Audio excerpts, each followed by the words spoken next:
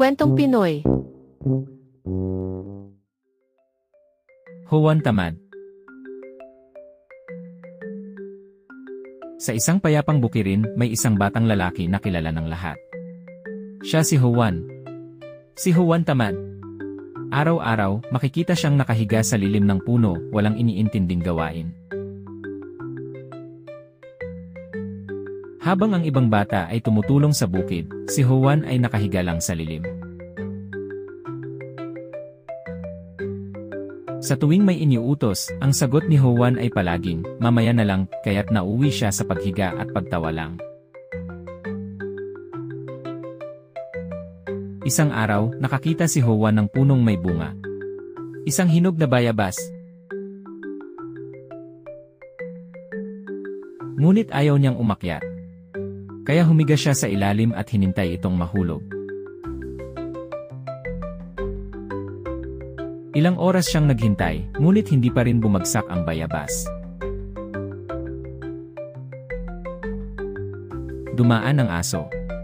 Tumalon ito at kinagat ang bayabas.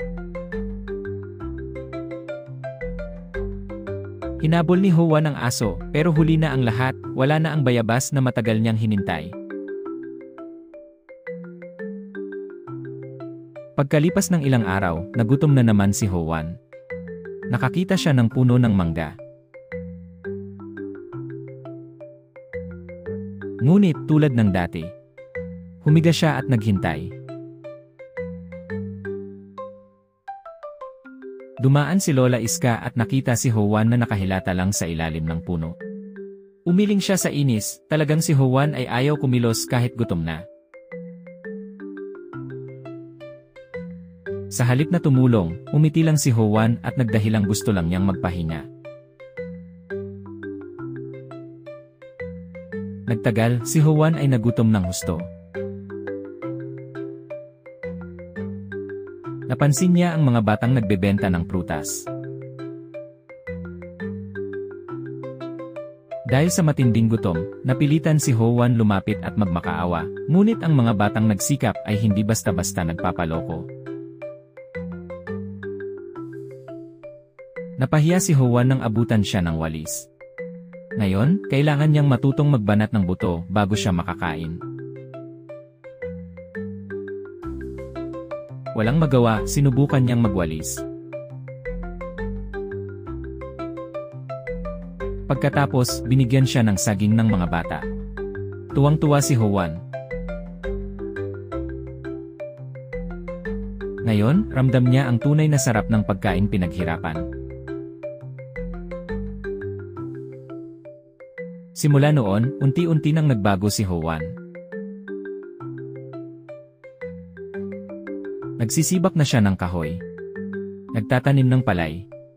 At tumutulong sa kanyang mga magulang. Ngayon, si Juan ay masiglang naglilinis ng paligid. Napagtanto niyang mas masaya pala ang may ginagawa, may galaw, may sigla, at may saysay. Naging masigla, matalino, at masipag si Juan. Isang araw, nag-ani sila ng maraming gulay at prutas. Si Juan ay masaya, busog, at may kaibigan pa. At mula noon, hindi na siya tinawag na Juan Tamad. Natuto si Juan na ang tagumpay ay bunga ng sipag at tiyaga.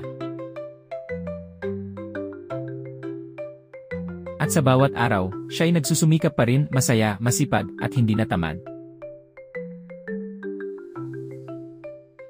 Ang kasipagan ay nagdudulot ng kasiyahan at gantimpala. Masarap sa pakiramdam ang bunga ng sariling pagsusumikap.